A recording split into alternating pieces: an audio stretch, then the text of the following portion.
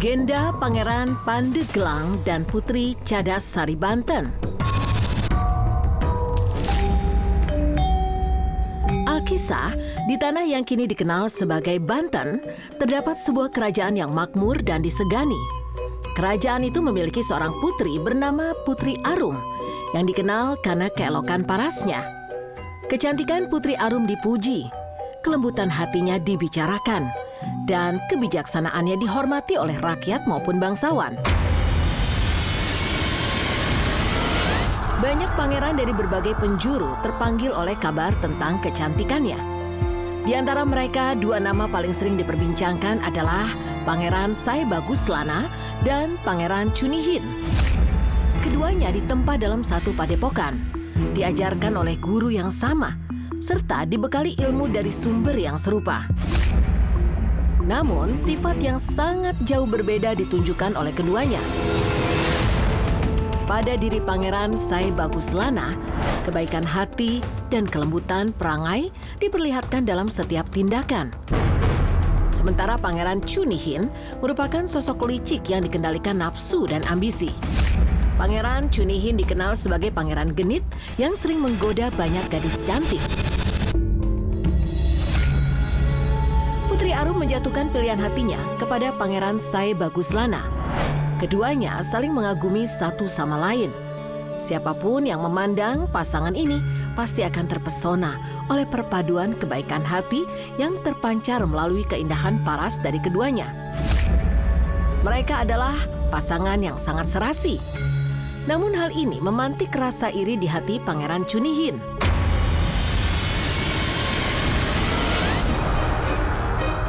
Penolakan cinta itu tidak dapat ia terima dengan lapang dada, melainkan disimpan sebagai bara dendam yang semakin lama semakin berkobar melahap hatinya dengan kebencian yang mendalam pada Pangeran Saebaguslana. Hingga pada suatu malam yang sunyi, dengan siasat licik, ilmu, dan kesaktian, Saebaguslana dicuri oleh Pangeran Cunihin melalui tipu daya sihir hitam. Dengan kekuatan yang telah dirampas itu, sebuah kutukan juga dijatuhkan pada Pangeran Saebaguslana.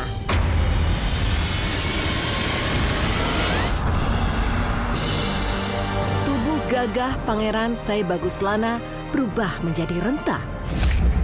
Kulitnya, wajahnya berubah menjadi berkeriput dan menghitam, seolah wibawanya dipadamkan. Kehormatan serta jati dirinya telah direnggut paksa oleh orang yang ia anggap sebagai rekan seperguruan. Dalam keadaan terasing dan tak berdaya, Pangeran Saebaguslana memohon kepada sang guru.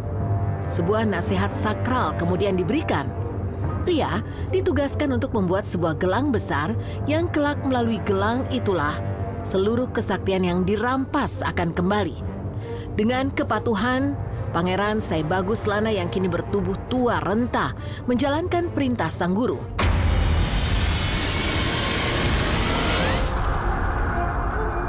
Ia memulai kehidupannya sebagai rakyat biasa di sebuah kampung daerah pelosok.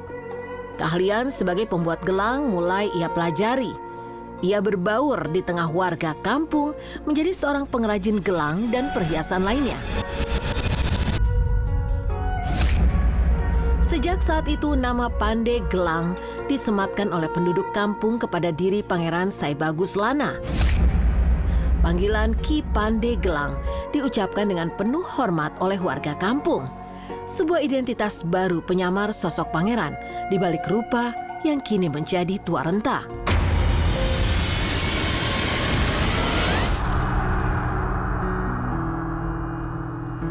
Suatu hari di dataran tinggi bernama Bukit Manggis, sebuah pertemuan kembali ditakdirkan. Pangeran Saebaguslana dalam tubuh renta Pandeglang mendapati Putri Arum tengah duduk berdiam diri dalam keadaan termenung, sedih dan gelisah. Sapaan lembut disampaikan Pandeglang kepada sang putri dan percakapan di antara mereka pun terjadi. Seluruh kegundahan hati sang putri akhirnya diungkapkan. Tekanan dari lamaran Pangeran Cunihin diceritakan sang putri dengan berlinang air mata. Sementara Amarah dalam hati Pandeglang disembunyikan di balik ketenangan wajah tuanya.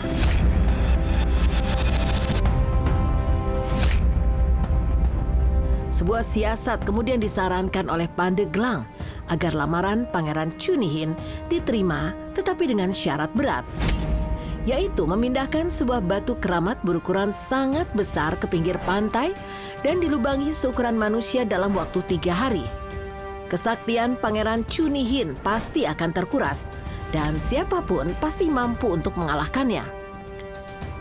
Saran Pandeglang diterima oleh sang putri.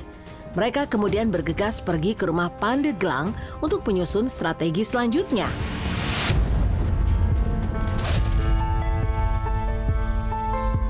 Dalam perjalanan menuju tempat tinggal Pandeglang, Putri Arum pingsan karena tekanan batin yang masih ia rasakan. Ia sampai harus dirawat oleh penduduk kampung. Air yang memancar dari sebuah batu cadas diminumkan kepadanya, hingga kesembuhan diperoleh sang putri. Sejak saat itu, nama Putri Cadasari disematkan pada Putri Arum. Setelah siasat diatur, sang putri kembali ke istana untuk menjalankan rencana yang telah dibuat. Sedangkan Pandeglang terus berusaha siang dan malam untuk menyempurnakan sebuah gelang besar yang nantinya akan diletakkan pada batu keramat. Di sisi lain, sebuah batu keramat ditemukan dan dilubangi oleh Pangeran Chunihin dengan penuh kesombongan.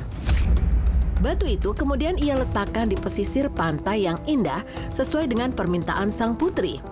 Lokasi pantai itu kini dikenal dengan nama Karang Bolong.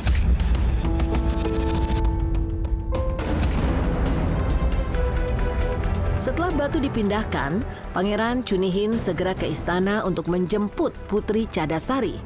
Pandeglang yang telah lama mengamati dari kejauhan tidak menyia-nyiakan kesempatan itu. Ia segera memasang gelang besar pada batu keramat yang berlubang itu. Namun ketika ia hendak bersembunyi kembali, tanpa diduga, Pangeran Chunihin kembali bersama Putri Cadasari. Berhadapan dengan Pangeran Saebaguslana dalam wujud Ki Pande membuat Pangeran Chunihin meninggi dalam kesombongan. Ia berkata dengan segala keangkuhannya jika ia akan segera menikahi Putri Cadasari.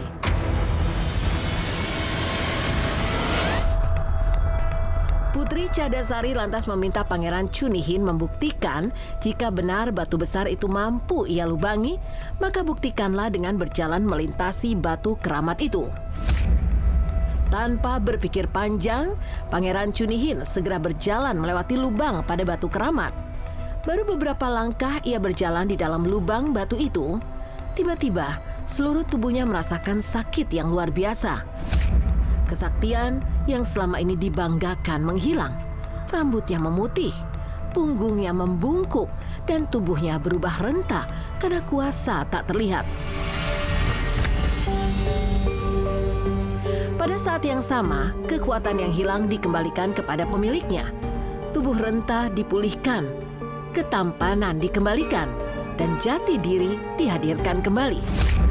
Sosok Pandeglang tidak lagi tampak sebagai lelaki tua, melainkan kembali menjadi Pangeran Saebaguslana yang gagah. Pernikahan Pangeran Pandeglang dan Putri Cadasari akhirnya dilangsungkan. Cinta tidak lagi diuji oleh rupa maupun kesaktian, melainkan diteguhkan oleh kesetiaan dan kesabaran. Hingga kini, gema legenda ini masih bergaung bersama debur ombak Karang Bolong. Batu berlubang itu tetap berdiri tegak, tak tersentuh oleh waktu, seolah menjadi simbol bahwa kesombongan pada akhirnya akan diluruhkan dan kebenaran akan selalu kembali kepada pemiliknya.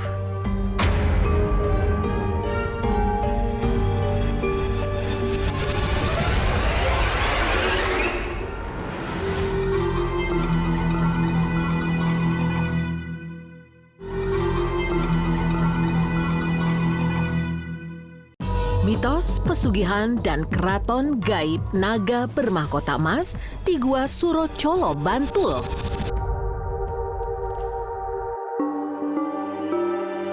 Indonesia dikenal sebagai negeri yang kaya akan pemandangan alam yang sangat mempesona.